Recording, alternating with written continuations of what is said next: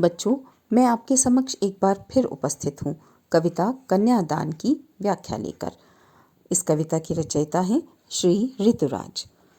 बच्चों, कन्यादान सदियों से चली आ रही एक रस्म है जिसका पालन आज भी किया जाता है। जब विवाह के समय माता पिता अपनी बेटी का हाथ वर के हाथ में सौंपते हैं। कन्यादान का शाब्दिक अर्थ है कन्या का दान, जो कि समाज में स्त्री की परंपरागत छवि से जुड़ा हुआ है। लेकिन ऋतुराज जी ने कन्यादान शीर्षक रखकर भी माँ के माध्यम से स्त्री के परंपरागत आदर्श रूप से हटकर नई सीख दी है। कवि के अनुसार हमारे समाज में स्त्रियों के लिए आचरण के संबंध में कई क्राइटेरिया बना दिए गए हैं। वास्तव में वे आदर्श के आवरण में स्त्री जीवन के बंधन होते हैं। उसे कोमल कहकर जो तारीफ की जाती है उसमें उसे कमज़ोर मानने का ही मजाक छिपा होता है।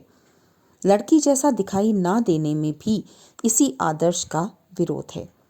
यानी लड़की की जो परंपरागत छवि बनी हुई है उसका विरोध करना कवि का उद्देश्य है। बेटी माँ के सबसे निकट होती है, उसके सुख दुख की साथी होती है। इसी कारण उसे माँ की अंतिम पूंजी कहा गया है। कविता में केवल भावुकता नहीं है, बल्कि माँ के द्वारा एकत्र किए गए जीवन के अनुभवों, जिसके प्रमाण सब जगह मिलते हैं, उन अनुभवों की अभिव्यक्ति है। इस कविता में ऋतुराज जी की स्त्री जीवन के प्रति गहरी संवेदनशीलता अभिव्यक्त हुई है। उन्होंने बताया है कि एक माँ जिस पीड़ा से या तो स्वयं गुजर चुकी है या उसने अपने आसपास देखा है, वह नहीं चाहती कि उसकी बेटी भी उसी परंपरा, उसी आदर्श की भेंट चढ़ जाए। इसलिए वो अपनी बेटी को कुछ अलग ही सीख देती है। तो आइए पढ़ते हैं कविता कन्यादान। कितना प्रामाणिक था उसका दुख, लड़की को दान में देते वक्त जैसे उसकी वही अंतिम पूंजी हो। लड़की अभी सयानी नहीं थी, अभी इतनी भोली सरल थी कि उसे सुख का आभास तो था, लेकिन दुख बाँचना नहीं आता था। पाठिका थी वे धुंधली प्रकाश की, कुछ तुकों और कुछ लयबद्ध पंक्तियों की। माँ ने कहा, पानी में झांककर अपने चेहरे पर मत रीझना, आग रोटियां सेकने के लिए है, जलने के लिए नहीं। वस्त्र और आभूषण शाब्दिक भ्रमों की तरह बंधन है स्त्री जीवन के। माँ ने कहा, लड़की होना पर लड़की जैसी दिखाई मत देना।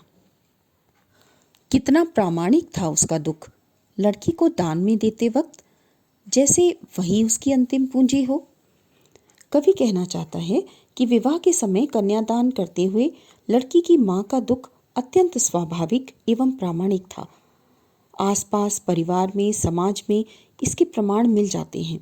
यानी यह दुख हर माँ का है। वह माँ अपनी बेटी को किसी और को सौंपते हुए कितनी दुखी और भावुक है।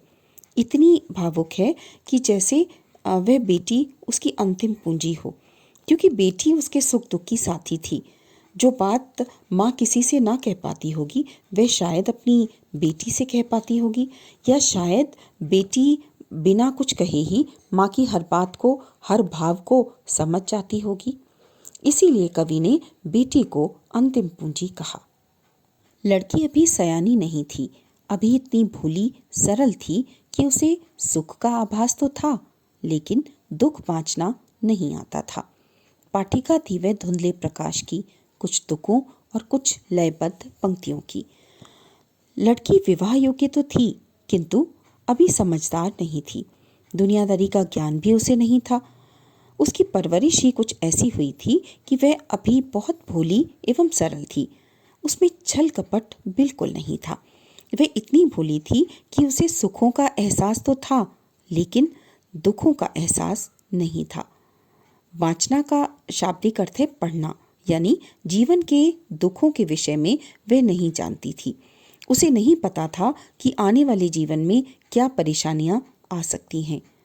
पाठिका थी वह धुंधले प्रकाश की। जिस प्रकार धुंधले प्रकाश में स्पष्ट रूप से पढ़ा नहीं जा सकता, उसी प्रकार उसे भी भविष्य के धुंधले प्रकाश में छिपे सुखों का थोड़ा बहुत एहसास तो था, इससे अधिक जीवन का अनुभव उसे नहीं था। माँ ने कहा, पानी में झांककर अपने चेहरे पर मत रीझना। आग रोटियां सेकने के लिए है, जलने के लिए नहीं। वस्त्र और आभूषण शाब्दिक भ्रमों की तरह बंधन हैं स्त्री जीवन के। माँ ने कहा, लड़की होना पर लड़की जैसी दिखाई मत देना। माँ बेटी को विदा करते समय सीख दे रही है। पहली सीख है कि तुम अपने रूप सौंदर्य पर मोहित मत होना, उस पर घमंड मत करना, क्योंकि स्त्री के रूप सौंदर्य की प्रशंसा करके समाज के लोग उसका शोषण कर सकते हैं। इसलिए माँ चाहती है कि वह अपनी सुंदरता पर इतनी मुग्ध ना हो जाए कि लोग उसका फायदा उठाने लगे। माँ दूसरी सीख देती है, आग भोजन बनाने के लिए है, स्वयं जल जाने के लिए नहीं। सामान्य तौर पर समाज में जब बहुओं पर अत्याचार किए जाते हैं, उन्हें सताया जाता था कह सकते हैं, तो वे स्वयं को आग के हवाले कर देती थी। लेकिन यहाँ माँ चाहती है कि चाहे जीवन में कितनी भी परेशानियाँ क्यों ना आए उसकी बेटी के जीवन में, उसकी बेटी अपने को मारे नहीं, बल्कि डटकर मुकाबला करे, उनके विरुद्ध आवाज़ उठाए। माँ की अपनी बेटी को तीसरी सीख है कि वस्त्र और आभूषण शाब्दिक भ्रमों की तरह स्त्री जीवन के बंधन हैं। जिस प्रकार शब्द भ्रमजाल की तरह होते हैं, कभी अर्थ को स्पष्ट करते हैं तो कभी उन्हें उलझा भी देते हैं, उसी प्रकार वस्त्र और आभूषण स्त्री जीवन के बंधन हैं। क्योंकि स्त्री को वस्त्र और आभूषण खरीदना और जोड़ना यानी इकट्ठा करना बहुत अच्छा लगता है। कभी कभी वो उसे इतना अच्छा लगता है कि वो उसकी कमज़ोरी बन जाता है और उसकी इसी कमज़ोरी का फ़ायदा पुरुष प्रधान समाज उठाता है। माँ चाहती है कि उसकी बेटी कपड़ों एवं जेवरों को अपने पैरों की बेड़ियाँ ना बनने दे, अपने जीवन का बंधन ना बनने दे। अंतिम सीख माँ अपनी बेटी को देती है कि लड़की होना पर लड़की जैसी दिखाई मत देना। लड़की होना यानी स्त्री सुलभ भावनाएं, दया, माया, ममता, प्रेम इत्यादि तो उसके अंदर वो रखे अपने अंदर, क्योंकि ये भावनाएं जीवनदायी हैं। लेकिन लड़की जैसी दिखाई मत देना, अर्थात सदियों से समाज में लड़की की जो कमज़ोर छवि बनी हुई है, माँ चाहती है कि उसकी बेटी वैसी ना दिखे। तो वो कहती है कि तुम वैसी मत दिखना, तुम कमज़ोर मत बनना, मुसीबतें आएँ तो डरना नहीं, बाधाएं आएँ तो चुप मत बैठना, ताकि तुम्हारी कमज़ोरी का फ़ायदा कोई उठाकर तुम पर कोई अत्याचार ना कर सके। बच्चों, आशा है ये कविता आपको समझ आ गई होगी। डिस्क्रिप्शन बॉक्स में प्रश्नोत्तर के लिए लिंक है, आपको उससे मदद मिल सकती है। और हाँ, इस कविता से क्या सीख मिलती है? यही सीख मिलती है कि लड़कियों को मजबूत बनना चाहिए। और लड़कों को क्या सीख मिलती है? वो ये कि उन्हें संवेदनशील होना चाहिए। तो लड़कियों को मजबूत बनने और लड़कों को संवेदनशील बनने की उम्मीद के साथ मैं विदा लेती हूँ। हम फिर मिलेंगे। धन्यवाद।